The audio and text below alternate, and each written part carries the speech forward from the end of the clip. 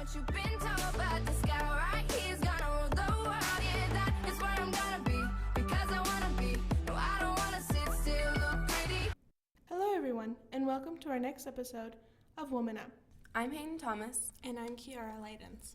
This is a series of podcasts that addresses different topics related to the hypersexualization and objectification of women, including in the media, as well as sex negativity. We would once again just like to put out there that while this is an educational series, we will be having fact-based discussions and adding in our opinions as well. So today we are going to be discussing sex negativity and the topics related to it. Antisexualism, or sex negativity, is an umbrella term that accounts for any hostility or opposition towards sexuality or sexual behavior, and this is from my essay. Several factors contribute to sex negativity, such as catcalling, sexually degrading comments, sexual assault, restrictive dress code, and improper sex education. Women's actions, clothing, and behavior is often scrutinized. Words such as slut, prude, cheeky, bore, tease, old-fashioned, and asking for it are commonly used to shame women. If women appear promiscuous, that is often looked at negatively, but when they refrain from sexual actions, they are also looked down upon. Sarah E. Hinlicky, a writer and editorial assistant for First Things Journal, argues that remaining a virgin until marriage is preferable. She raises virgins on a figurative pedestal while shaming those who have had sexual relations before marriage with the following quote. Virgin sexuality has extraordinary and unusual power. There's no second-guessing a virgin's motives. Her strength comes from a source beyond her transitory whims. It is sexuality dedicated to hope, to the future, to marital love, to children, and to God. Her virginity is, at the same time, a statement of her mature independence from men. It allows a woman to become a whole person in her own right, without needing a man either to revolt against or to complete what she lacks. It is very simple, really. No matter how wonderful, charming, handsome, intelligent, thoughtful, rich, or persuasive he is, he simply cannot have her. A virgin is perfectly unpossessable. So this is from my essay as well. So this quote was very interesting for me to read because it definitely put down people who had had sex before a lot, you know. It's just her independence from men, like not having sex or being in relationships shows that you're like free from men, you don't need men, and it's like this powerful thing, but I feel like that is not always the case. Definitely not. That particular line, a statement of her mature independence from men, that makes it seem like it's a feminist thing to be a virgin and to be, you know, but it's really not, because what a feminist would opt for is for women to have the choice and to be empowered in whatever they do.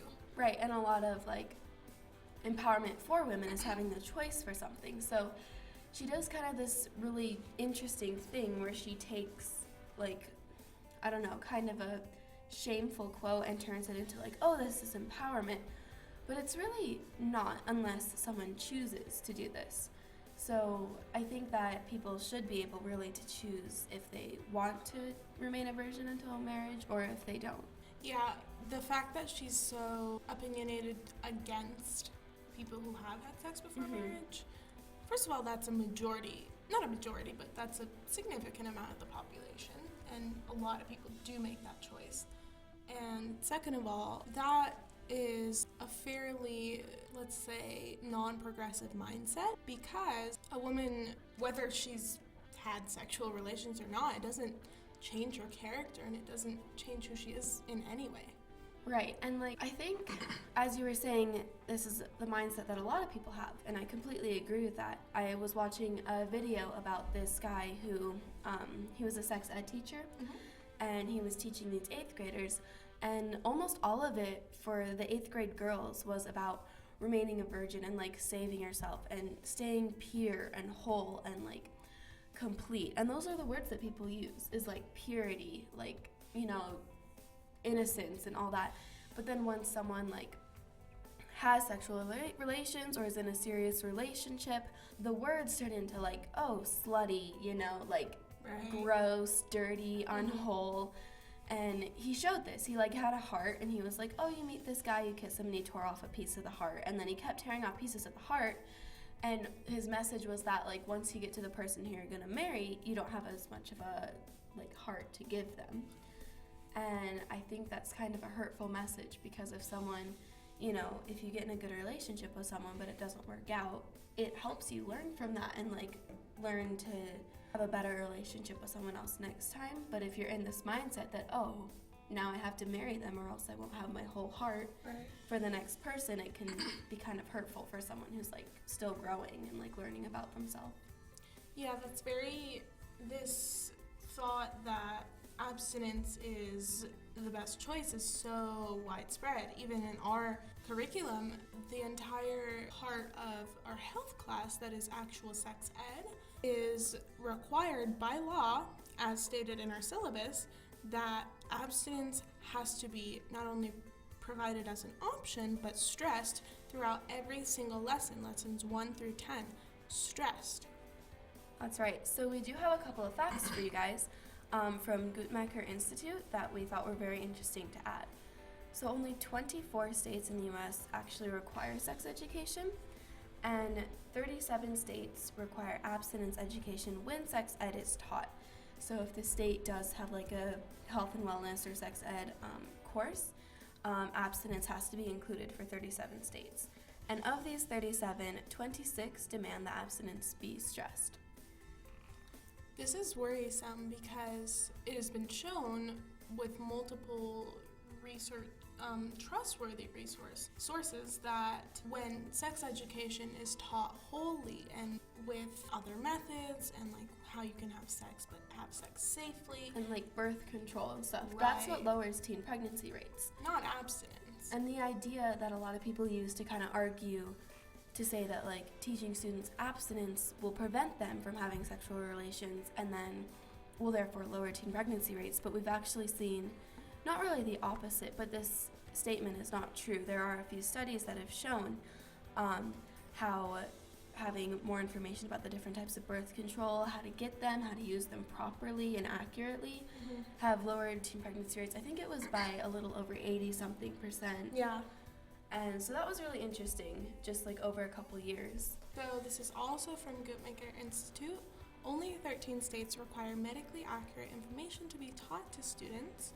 This means that 37 states can legally teach information and ideas that are medically inaccurate. So what this means is basically teachers can incorporate, like, say, tie abstinence to religion or purity to God, which happens in a lot of cases, and they can teach ideas and facts that aren't accurate. So they can say that one form of birth control is completely ineffective and you should never use it, when that might not be the case, and that form of birth control could actually prevent a pregnancy. But when, you know, students are taught, like, oh no, this is bad because it's not the correct information, if it's not required to teach it medically, Right. like, correct, then teachers might not. And that just leads for students to use, like, no form of protection or to use it wrong. To use the example of condoms, we found that in one of the states, students were being told that condoms were lower than, like, 60% effective. And this isn't true. Condoms are a great method for not only preventing pregnancy, but for preventing STDs. Right, and as long as you use them properly, which people do need to be taught, because there is a wrong way and a right way to use them. So I think that's important to incorporate into sex education courses, and it still reflects back onto sex negativity, because if you're stressing abstinence over and over again, people are going to be like, oh, sex is bad, it's dirty, it's gross, and people who have done it are terrible, terrible people, but they're just the same people. And even just the topic of sex, you know, the other day in our health class, we started a little bit to talk about the fact that we would be talking about it soon, and people were just uncomfortable, and we're high schoolers. I mean, this should not be taboo, but obviously it is, and that's a problem because it's normal. It is, and we've kind of, as a society, just started to surround it with, like, all this censorship and, as you said, taboo, and kind of made it this thing that, oh, no one wants to talk about it, and, you know, you don't mention it. And I don't know, I feel like if we talk about it more and just normalize the idea of birth control and of safe sex and of, like, that people don't become dirty and unwhole after having sex, it will benefit a lot of people and stop a lot of like slut shaming and sex negativity. So we decided to bring in a guest star to ask her opinion about sex education. Today we have here with us guest star Bailey Endries. She's a junior at Poudre High School in the IB program. Hello, Bailey. Hi, Kiara. She is here today to talk to us about the experiences she's had with heteronormativity in her sex education. So Bailey, you lived in the Netherlands. Yeah, for 3 years. So were your sex education courses taken there or in the US?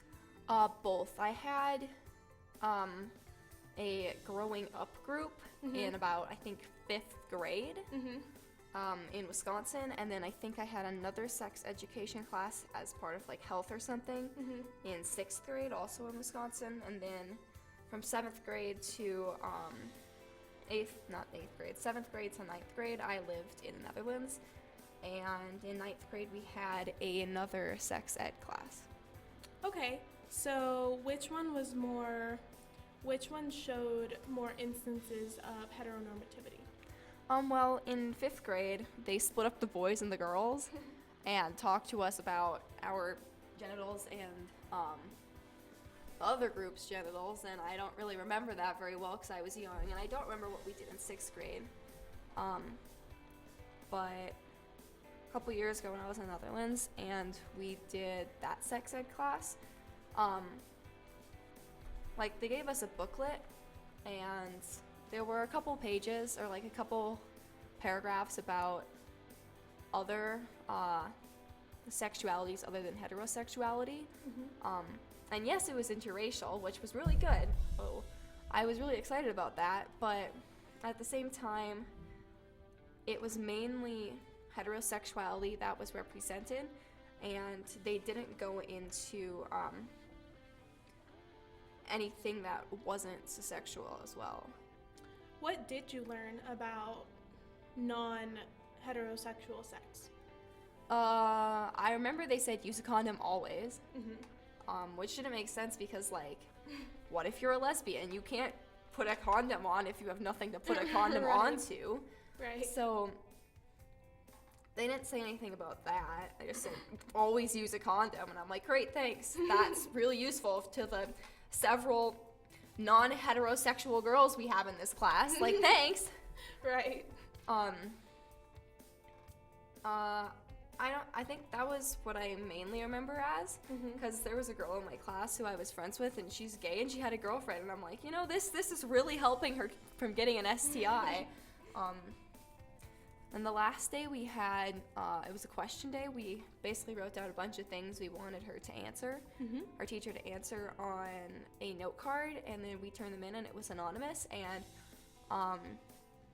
me and the lesbian in my class and a couple other girls, we filled up like the entire card with things we wanted her to talk about. Like, I know I mentioned safe chest binding, different kinds of sexualities, different kinds of romanticisms, like, what if you're asexual or aromantic or something? Like, what can you tell us about that? I asked about like different genders. Like, what if you're gender fluid? What if you're non-binary? What can you tell us about that? I remember she mentioned like she looked at mine and said safe chest binding. Sometimes women don't like how big their boobs are, and so they want to bind them to make them look smaller. And I'm like, that is not what it is at all. And I think she said something about using bandages to do it. And I'm like, clearly you have no idea what you're talking about. I know more than you, and you're supposed to be teaching this to me. Right. And I think the girl in my class who was a lesbian, she may have asked, or it was me, I don't remember. One of us asked, what if you're a lesbian or you're going down on a girl, how do you use a condom then? And if we went to bash, she wouldn't have told us, but she said you use this thing called a dental dam, which is basically like a rectangle of plastic, and you put it over the vagina and then you just go at it. But she said if you don't have one of those, you can take a condom and cut it in half and use that, which sounded really gross. Yeah. But hey, at least you learned how to put a condom on a styrofoam dick. Right. So what do you wish you had? I mean, at least she covered some things. Yeah. maybe inaccurately, but what do you wish maybe specifically that you had learned? I wish she'd gone over more of the LGBT side of sex education, because she really didn't touch on it, and especially with now it's I don't want to say it's widely accepted, but it's pretty widely accepted that gender isn't a binary. So I wish she would have touched more on that, or on how like other sexualities exist other than heterosexuality, because they do, and I know most of my friends aren't straight, and that doesn't invalidate their existence. That doesn't mean they can't have safe sex too. Right. So you just wish she had gone over that to make them educated and feel a part of, included in the teachings. Yeah. Okay. All right. That's very interesting. Thank you for joining us today, Bailey. Yeah, no problem. My pleasure. We really enjoyed having Bailey on the show because she brought up a different opinion, which is that there's so many different forms of sex that people don't understand, that you can have sex for money and you can have sex for sexual pleasure, but you can also have sex for what it's intended for in a long-term relationship, which is an exchange of amorous feelings. And this is what people may not understand, that people, even in high school, you can be in a long-term relationship and have sex with somebody. That doesn't change anything about your character or your way of being, and this is really hard for the majority of the culture, including adults, students, little kids, to wrap their head around. Right, and that being said, sex can be a very bad and hurtful thing, right, with like sexual assault or abusive relationships, but in good, healthy relationships, it's important to like note that you don't always have to wait until marriage, and there are some people who believe you shouldn't really date anyone unless you have the purpose of marriage in mind, which I think is also a little bit of slight backwards thinking, because you'll get stuck in a relationship with this one person who you feel like you have to marry now. Right. And then you kind of get trapped, and it might not end up being a good relationship, and you can't really find a way to get out of it. Exactly. It gives you practice when you're a younger kid, maybe about high school age, and you start to date. That gives you a plethora of things that tells you who you want to date, what kind of characteristics you have, what kind of characteristics you want in a partner, what kind of relationship you want, and how you need to learn to communicate for future relationships, so that you don't get into a relationship in your 20s and just not know what to do. Right, because, you learn through having multiple relationships and maybe even multiple sexual partners that you have, you look for certain things in a person, and you usually don't get that right the first time around. Right, and that's why it's so important to just accept the fact that not everything has to be based off of marriage, that there are these, dating is fine, and whatever you happen to do in dating, that's a personal thing. So that's about all we have for you guys today about sex negativity. We will see you next time on Woman Up. Once again, I'm Hayden Thomas. And I'm Kiara Leidens. And on our next episode, we will be talking about the porn industry. So that should be very interesting because there are a lot of misconceptions about that. So we hope you will tune in for our next episode. Sit still.